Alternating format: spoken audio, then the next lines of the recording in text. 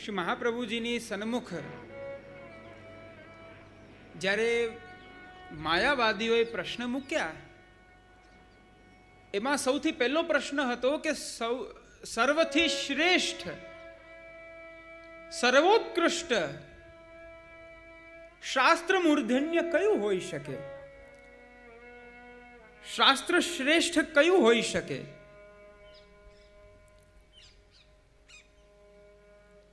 શ્રી મહાપ્રભુજીએ શ્રી જગન્નાથજીની સન્મુખ જ્યારે આપે લેખિની રાખી, તો એ લેખિનીમાં જ્યારે એ પત્ર રાખ્યું, તો એ પત્રને લેખિની ત્યાં રાખ્યા પછી જ્યારે આપે કિવાડ બંધ કર્યો અને પુનઃ જ્યારે દ્વાર ખોલ્યો, તો લેખિનીની દિશા બદલી ગઈ અને પત્રની અંદર એક ઉત્તર એમાં વિદ્યમાન હતો. એમાં સર્વશ્રેષ્ઠ શાસ્ત્ર કયું? તો એનો સૌથી પહેલો ઉત્તર હતો, એકમ શાસ્ત્રમ દેવકી પુત્ર ગીતમ.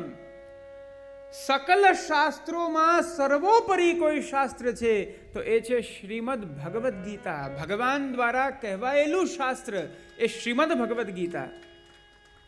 ભગવતા ગીતા, ભગવાન દ્વારા જેને કહેવામાં આવેલી છે એ શ્રીમદ ભગવદ્ ગીતા. સકલ શાસ્ત્રોમાં સર્વોપરી ભગવદ્ ગીતા છે. એ જ પ્રકારે આ ભક્તિ માર્ગમાં શ્રી મહાપ્રભુજી દ્વારા જે સિદ્ધાંત પ્રકટ થઈ રહ્યો છે, તે સિદ્ધાંતને વલ્લભ ગીતા આપણે કહીએ છીએ. શ્રી વલ્લભેન ગીતા, વલ્લભ ગીતા શ્રી મહાપ્રભુ દ્વારા કહેવામાં આવ્યું છે. શ્રી વલ્લભ દ્વારા જે સિદ્ધાંતનું પ્રતિપાદન કરવામાં આવ્યું છે એ વલ્લભ ગીતા છે.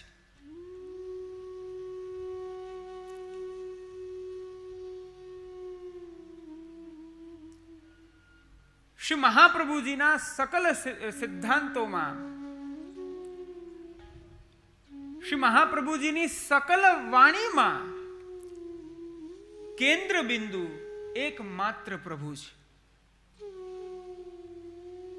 ચાહે આપ સુબોધિનીજી ગ્રંથ જુઓ,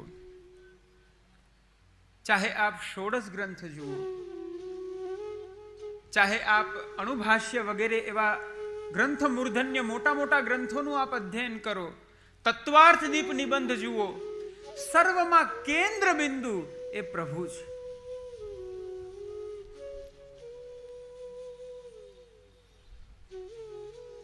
શ્રી વલ્લભની જેટલી પણ વાણી છે એ સમગ્ર સકલ વાણીમાં જે ષોડશ ગ્રંથ છે, તે ષોડશ ગ્રંથ શ્રી મહાપ્રભુજીની ઉપદેશાત્મક વાણી છે, જ્યાં શ્રી વલ્લભે ઉપદેશ પ્રદાન કર્યો છે.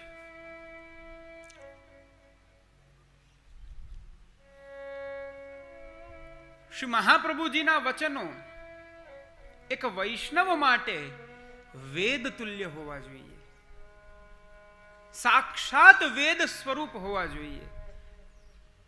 શ્રી વલ્લભના વચનામૃત છે, શ્રી ગુસાઈજીના વચનામૃત છે, એ આપણા માટે સાક્ષાત વેદ તુલ્ય, એટલું જ નહીં ભગવદ વાક્ય સમાન હોવા જોઈએ. આ માર્ગમાં પ્રભુમાં નિષ્ઠા કરવા પહેલા આચાર્ય નિષ્ઠા થવી અતિ આવશ્યક છે. આચાર્ય નિષ્ઠા વિના આ ભક્તિ માર્ગમાં આપણે કંઈ જ નથી કરી શકતા.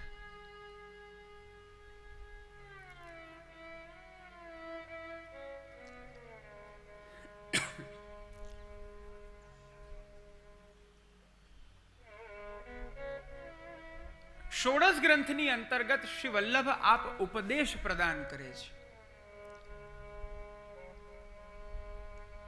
આચાર્ય નું જે સ્વરૂપ છે, ગુરુનું જે સ્વરૂપ છે, એ સ્વરૂપના લક્ષણમાં જ બતાવ્યું છે કે ગૃણાતિ ઉપદિશતિ તત્વમ, જે તે પૂર્ણ પુરુષોત્તમ પરબ્રહ્મ નંદનંદન સચ્ચિદાનંદ પરબ્રહ્મ પૂર્ણ પુરુષોત્તમ શ્રી કૃષ્ણના અલૌકિક સ્વરૂપને જે જણાવી રહ્યા છે અને જણાવી એમના ભજનનો જે ઉપદેશ પ્રદાન કરી રહ્યા છે, એમને આચાર્ય, એમને ગુરુ કહેવાય.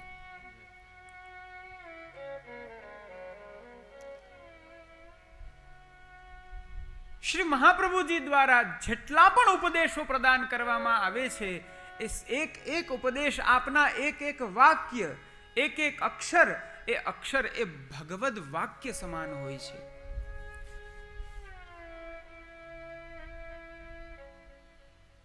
કારણ કે શ્રી વલ્લભ આપ સાક્ષાત પ્રભુના મુખારવિંદ સ્વરૂપ છે.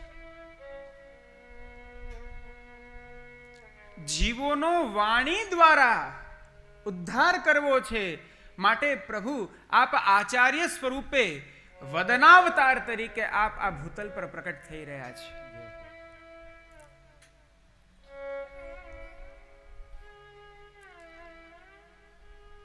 વાણીનું કાર્ય શું છે? શા માટે વાણી દ્વારા, ઉપદેશ દ્વારા આ કલીના જીવોનો ઉદ્ધાર શ્રી વલ્લભ આપ અનવતાર કાળની અંદર આપ કરી રહ્યા છે? આ વાણી જે એક મુખમાંથી પ્રકટ થઈ રહી છે, એ વાણી જ્યારે શબ્દ સમુચ્ચયની સાથે જ્યારે આપણા કર્ણમાં પ્રવેશે છે, કર્ણથી હૃદય સુધી પહોંચે છે, અને હૃદયમાં પહોંચતા હૃદયમાં રહેલા કામ, ક્રોધ, લોભ, મોહ, મત્સર આદિ જે દોષો છે, જે વિષયોની ગ્રંથિઓ છે, એ ગ્રંથિઓને છેદી રહી છે. ભંજનાત્મિકા વાણી છે.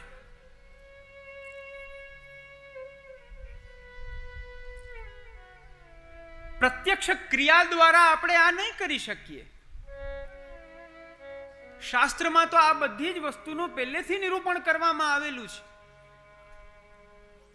શ્રીમદ ભાગવતની અંદર અનન્ય પ્રેમાત્મિકા ભક્તિનું નિરૂપણ તો એ વ્યાસજીએ પૂર્વથી જ કરી દીધું છે.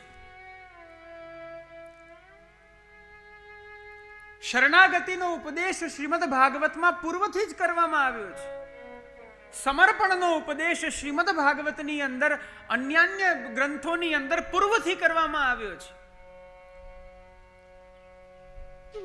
જો પૂર્વથી જ એનો ઉપદેશ કરવામાં આવ્યો છે, તો પછી કેમ આપણે એ ઉપદેશને પરાયણ નથી થઈ શકતા?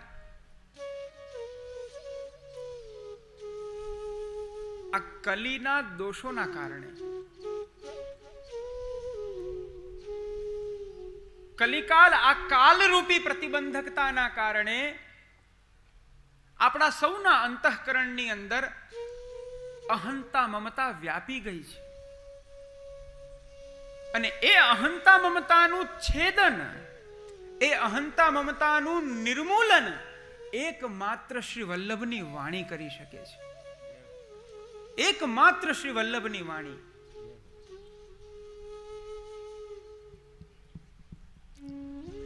ભગવાનના વિરાટ સ્વરૂપના ચિંતનમાં વેદની અંદર એ વસ્તુ બતાવવામાં આવી છે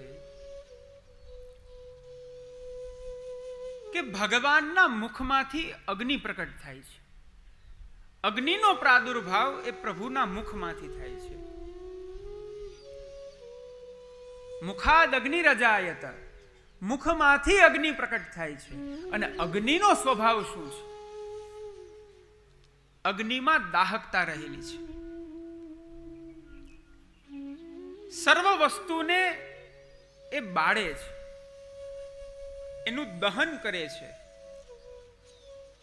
જ્યારે એક જીવ પોતાના અંતઃકરણમાં રહેલા દુરિતોનું, કલ્મશોનું, અહંતા મમતા રૂપી સંસારના દુરાગ્રહનું જ્યારે છેદન કરવા સમર્થ નથી થતો, ત્યારે સાક્ષાત પ્રભુ આપ આપના મુખાગ્નિ સ્વરૂપે આપ ભૂતલ ઉપર પધારી અને આપના મુખારવિંદના વચનામૃત ઉપદેશ દ્વારા જ આપ જીવોના અંતઃકરણને વિશુદ્ધ કરી અને કૃષ્ણ ભક્તિનો, અનન્ય કૃષ્ણ શરણાગતિનો, કૃષ્ણ સર્વસ્વ સમર્પણનો આપ અલૌકિક માર્ગ આપ પ્રકટ કરે છે. એ સંસ્કાર આપ પ્રકટ કરે છે.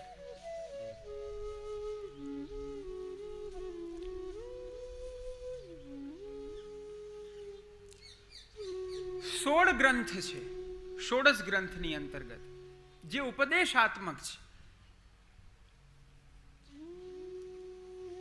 એ 16 ગ્રંથને 4 પ્રકારે વિભક્ત કરવામાં આવ્યા છે. શરણાગતિ, ભક્તિ, સમર્પણ અને સેવા.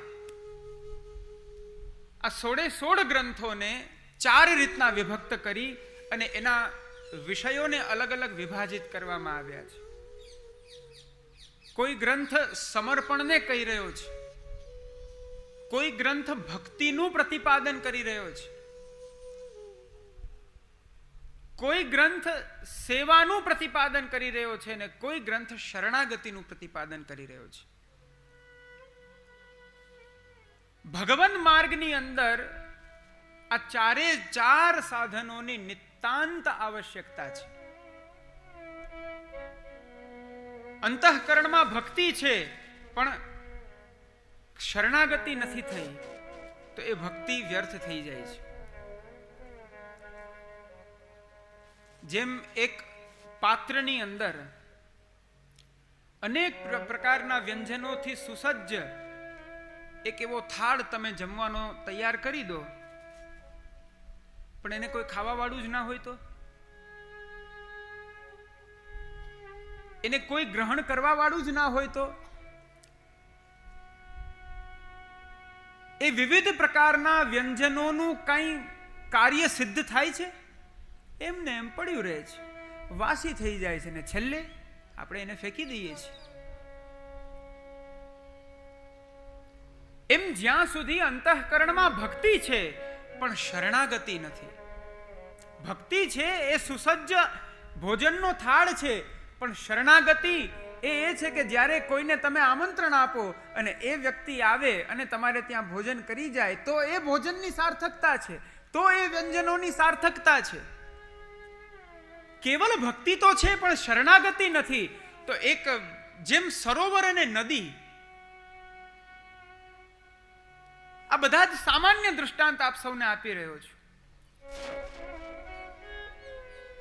સરોવર છે, સરોવરમાં પણ જલ છે, નદી છે, નદીમાં પણ જલ છે, પણ એ બંને પ્રકારના જલમાં તફાવત શું છે? સરોવરનું જલ છે એ એમને એમ બંધાયેલું પડ્યું છે, અને જ્યારે નદીનું જલ છે તો એ બંધાયું નથી, એ આગળ ગતિ કરી અને વહી ગયું છે. જલનો જે દ્રવત્વ ગુણ છે એ દ્રવત્વ ગુણના આધારે એ નદીનું જલ વહી રહ્યું છે. શરણાગતિ એ નદી જેવી છે. શરણાગતિમાં વહવાનું છે, સરી પડવાનું છે.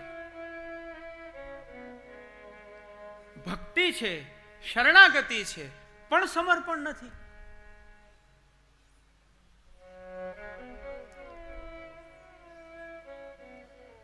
ભક્તિ પ્રાપ્ત થઈ, ભક્તિથી શરણાગતિનો અધિકાર પ્રાપ્ત થયો.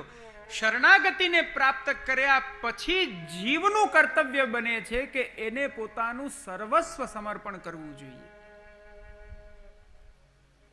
શ્રીમદ ભગવદ ગીતાની અંદર ભગવાન આપ અર્જુનને ઉપદેશ પ્રદાન કરે છે. યત કરોષી યદશ્નાસી યત જુહોષી દદાસી યત તપસ્યસી કૌન્તેય તત્કુરુષ્વ મદર્પણમ. યત કરોષી, જે ભક્તિને સાધી લે છે, જે શરણાગતિને પ્રાપ્ત કરી અને જે મારા શરણમાં આવ્યો છે, શરણમાં આવ્યા પછી એ જીવનું કર્તવ્ય શું બને છે? એનું મૂળ કર્તવ્ય બને છે કે એને પોતાનું સર્વસ્વ સમર્પણ કરવું જોઈએ ભગવાનને. કયા કયા પદાર્થોનું સમર્પણ? ઇહલોક સંબંધી કે પછી પરલોક સંબંધી, દેહ સંબંધી, ઇન્દ્રિય સંબંધી, અંતઃકરણ સંબંધી, પ્રાણ સંબંધી, કયા કયા પદાર્થોનું સમર્પણ કરવું જોઈએ? આ આપણા માર્ગની ગહનતા છે.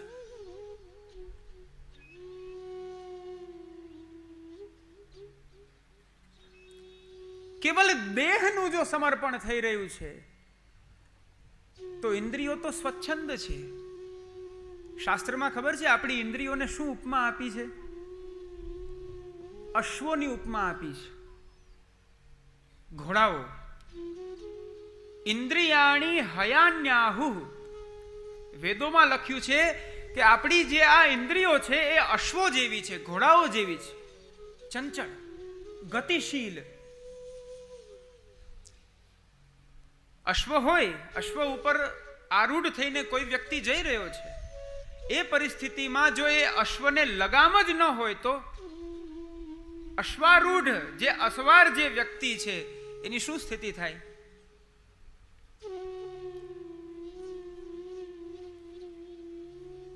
ઇન્દ્રિયોમાં કેવલ ગતિ છે પણ વિવેક નથી. પણ એનો વિવેક ત્યારે પ્રકટ થાય છે જ્યારે ઇન્દ્રિયોનું પણ સમર્પણ ભગવાનને થાય. દેહનું સમર્પણ થયું, ઇન્દ્રિયોનું સમર્પણ થયું, અંતઃકરણ બાકી રહી ગયું તો બધું જ વ્યર્થ. જે પુરુષાર્થ કરીને દેહેન્દ્રિયોને તમે ભગવાનને સોંપી રહ્યા છો, એક નાનકડું શું એવું અંતઃકરણ આટલા મોટા દેહને ઇન્દ્રિયોને ખેંચી અને ભગવાનથી વિમુખ લઈ અને તમને સંસાર તરફ મોકલી દે છે.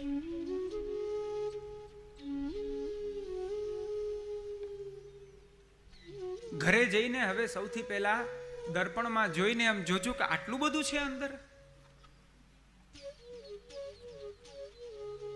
આટલી બધી પ્રક્રિયાઓ છે અંદર. સૂક્ષ્માતિ સૂક્ષ્મ પદાર્થને પણ શ્રી વલ્લભે ધ્યાનમાં લઈ અને આપે એને પ્રભુમાં સમર્પિત કર્યો છે. ચિત્ત, બુદ્ધિ, મન અને અહંકાર થી નિર્મિત જે આ અંતઃકરણ છે એ અંતઃકરણનું પણ ભગવાનમાં સમર્પણ થવું જોઈએ. પ્રાણોનું પણ ભગવાનમાં સમર્પણ થવું જોઈએ. ભક્તિ પ્રાપ્ત કરો. ભક્તિથી શરણાગતિનો અધિકાર પ્રાપ્ત થાય. શરણાગતિ ગ્રહણ કરી સમર્પણ કરો અને સમર્પણ કર્યા પછી જીવનું કોઈ મૂળ કર્તવ્ય છે આ દેહ પર્યંત. જ્યાં સુધી આ શરીરમાં પ્રાણ છે ત્યાં સુધીનું કોઈ ચિરસ્થાયી કોઈ એનું કર્તવ્ય છે તો એ છે સેવા, સેવા અને સેવા.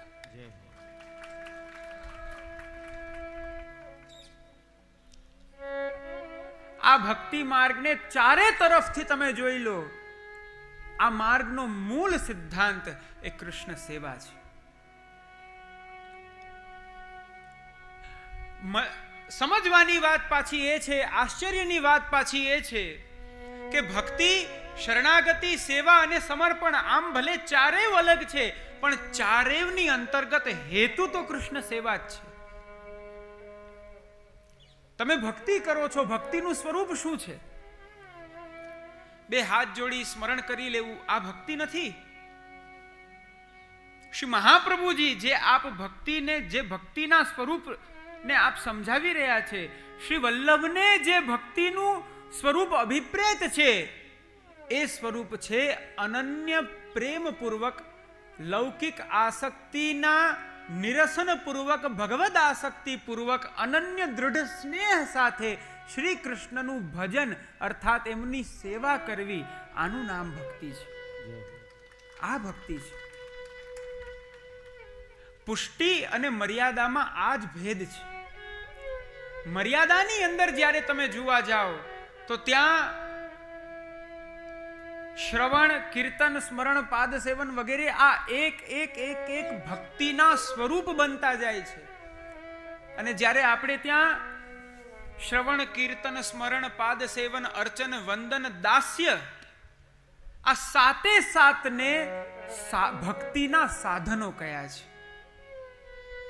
કે આ ભક્તિના સાધનો છે. આના દ્વારા તમે ભક્તિ કરી શકો છો, ભક્તિમાં પ્રવેશ કરી શકો છો. પણ જ્યાં સુધી એ તમારું ભક્તિનું બીજ આસક્તિમાં પરિવર્તિત નથી થતું ત્યાં સુધી શ્રી વલ્લભ આપ એ ભક્તિના બીજ, એ ભક્તિના સ્વરૂપને આપ પૂર્ણતઃ ભક્તિ નથી માની રહ્યા.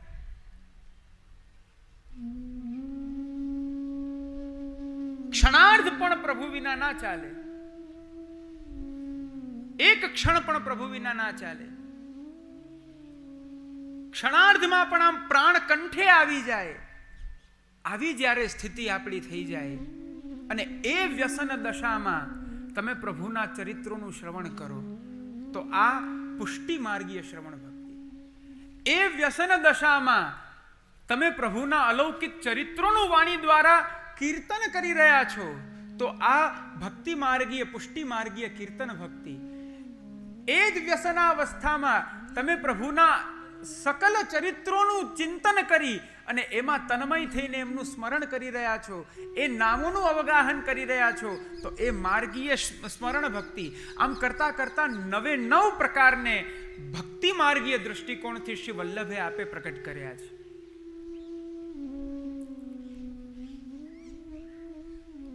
ભક્તિ પણ સેવારૂપ છે, શરણાગતિ પણ સેવારૂપ છે. શરણાગતિ ક્યારે કરે છે વ્યક્તિ? જ્યારે પોતે હારી જાય છે, જ્યારે પોતે થાકી જાય છે.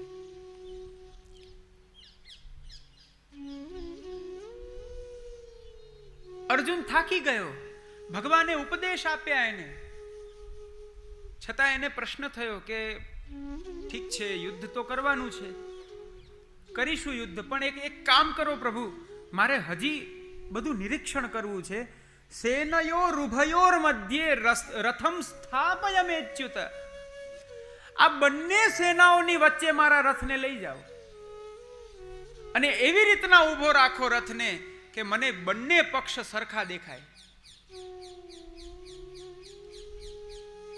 બંને પક્ષને જુએ છે, ભગવાન ઉપદેશ આપે છે, છતાં પણ એને એ સમજ નથી પડતી. છેલ્લે એને શરણાગતિ કરવી પડે છે. કાર્પણ્ય દોષોપહત સ્વભાવ પૃચ્છામિ ત્વામ ધર્મ સમ્મૂઢ ચેતઃ યચ્છ્રેયો સ્યાન નિશ્ચિતમ બ્રૂહિ તન્મે શિષ્યસ્તેહમ સાધિ મામ ત્વામ પ્રપન્નમ. હે પ્રભુ, કૃપણતાને કારણે આ મારી બુદ્ધિ કુંઠિત થઈ ગઈ છે. હું નક્કી નથી કરી શકતો હવે મારે શું કરવું જોઈએ. માટે હે પ્રભુ, હું થાકી ગયો છું. મારા માટે કંઈ કરવા જેવું ઉચિત હોય એ આપ કૃપા કરીને કહો, હું આપને શરણાગત થાઉં છું. આ એક શરણાગતિનો પ્રકાર છે. પણ આ પ્રકાર જે શરણાગતિનો છે, થાકીને હારીને, આ પુષ્ટિ માર્ગીય પક્ષ નથી. વિવેક ધૈર્ય આશ્રયને પણ આપણે જ્યારે આગળ જોઈશું ત્યારે એનું આખું સ્વરૂપ વિલક્ષણ થઈ જશે. ભક્તિ માર્ગીય શરણાગતિ એ સેવામાં તત્પર રહી અને જીવ એ પ્રકારે પ્રભુને ભજે કે એના દ્વારા પ્રભુને શ્રમ ન પડે. સદાને માટે એ પ્રભુના સુખનો વિચાર કરે. એકમાત્ર મારું સર્વસ્વ મારા પ્રભુ છે. મારા જીવનમાં કર્તવ્ય અકર્તવ્ય જે કંઈ પણ હોય એ પ્રભુ કરશે, હું નથી કરનારો. મેં તો મારું સર્વસ્વ એમને આપી દીધું છે. હવે મારી પાસે મારું કંઈ રહ્યું જ નથી. મારી પાસે મારું કંઈ રહ્યું જ નથી. મેં મારા સર્વ પદાર્થો એમને સોંપી દીધા છે. જે કંઈ પણ કરશે એ કરશે. દૈન્યતાપૂર્વક, આત્મનિવેદનપૂર્વક જે જીવ કૃષ્ણ સેવા પરાયણ થાય, પુષ્ટિ માર્ગમાં આને શરણાગતિ કહેવાય.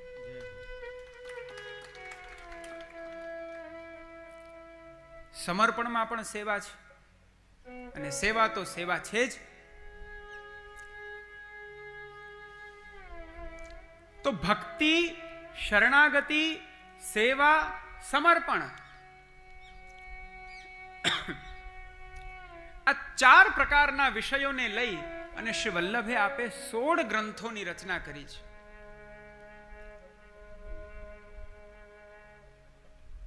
જે આપના નિજજનો છે એ નિજજનો ઉપર એક ઉપર કૃપા વિચારી અને એકને આપે એક ગ્રંથ કરી અને આપે પ્રદાન કર્યો અને સમગ્ર પુષ્ટિ સૃષ્ટિને આપે પ્રદાન કર્યો છે. એમાં 8મો ગ્રંથ વિવેક ધૈર્યાશ્રય.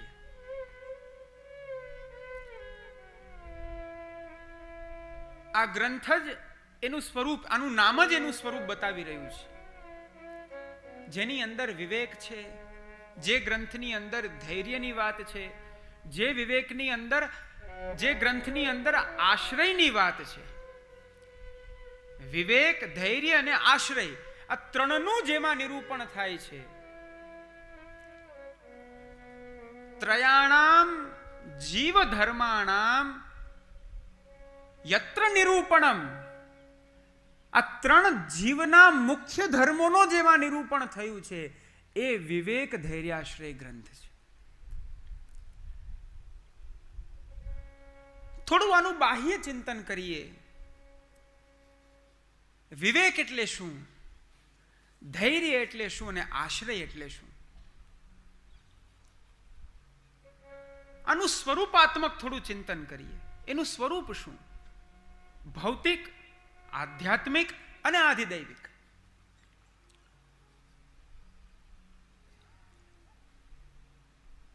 આ 3 દિવસ આપણે આ શ્રી મહાપ્રભુજીના ગૂઢતમ સિદ્ધાંતોનું ચિંતન કરવાનું છે. વિવેક, ધૈર્ય અને આશ્રય, આ શબ્દ બોલતા બહુ સહેલું લાગે. વિવેક, ધીરજ રાખવી, ધૈર્ય, આશ્રય રહેવું, આશ્રિત થઈ જવું, એ આશ્રય. આવું નથી, બહુ ગહન છે. અને વિવેક, ધૈર્ય અને આશ્રયના આધારે જ તમે આ ભક્તિ માર્ગમાં ટકી શકશો. આ માર્ગમાં તમારી સ્થિરતા એ તમારો વિવેક, તમારો ધૈર્ય અને તમારો આશ્રય પ્રભુમાં જે છે એના ઉપર નિર્ભર કરે છે.